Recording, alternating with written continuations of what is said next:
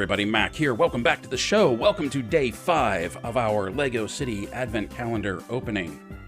Before we get started, let me just tell you, Mac's not feeling too good today, so this may be a quick one, and if I sound a little off, sorry about that. What I thought was sinuses and allergies building up a few days ago may actually be something a little bit more serious. But on to this. And as we've been doing every day since we started, we've been taking a look at other things outside of the Advent calendar that has kind of turned into like a gift list idea. And with that in mind, I thought of something that would be a really good gift for a toy collector in your life if you're trying to find something to get him. There is this, the new Toycollectr magazine. Now, this is the second issue that's come out. And if you're old enough to remember things like Wizard or Toy Fair magazine, this is like the spiritual successor to those. This is an in-print magazine. A subscription is, I think, $70. I'll put a link to it below. And you get 6 issues. It comes out once every 2 months. This is the November-December issue. So if you get a subscription for somebody for Christmas, their first issue will actually be in January, not too long after the Christmas date. But this thing is really cool. This thing is really great. The first issue was good. This is the second issue, and I argue that this one is better. First of all, we take a look at the cover story, the Monster Force line that popped up on Big Bad Toy Store. And where's it at? We have a great article on that, and they even talk about some figures, some characters that aren't up for pre-order yet on Big Bad. And then there's a bunch of articles in here I wanted to take a look at. Flip.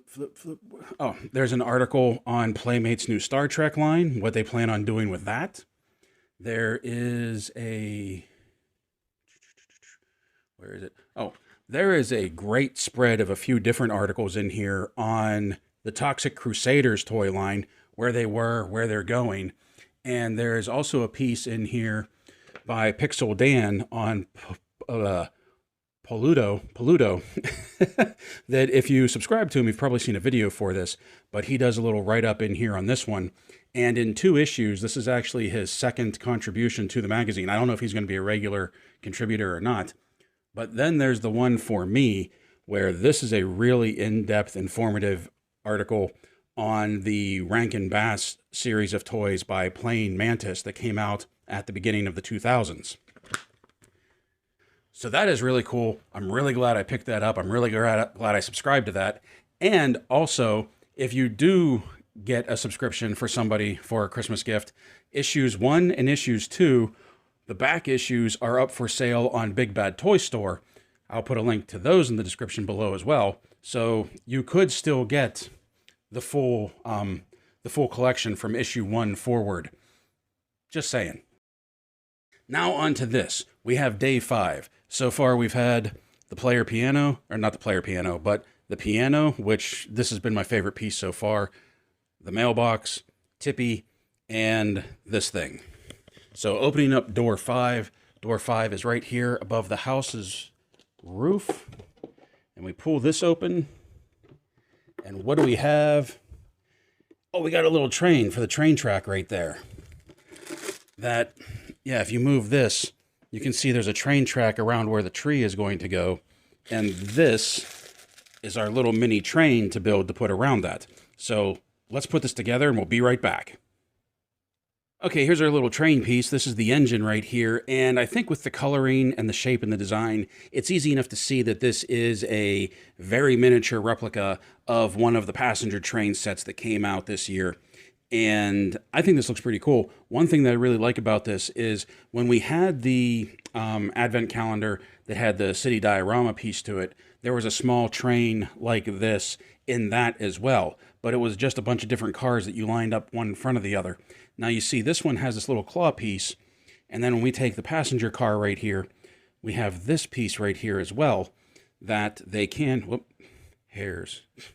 sorry, they can connect together, and because this is a single stud on a pivot, you can actually put it on the turn of the track as well.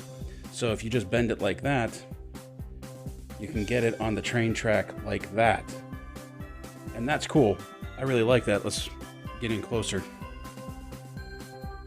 You see how that is?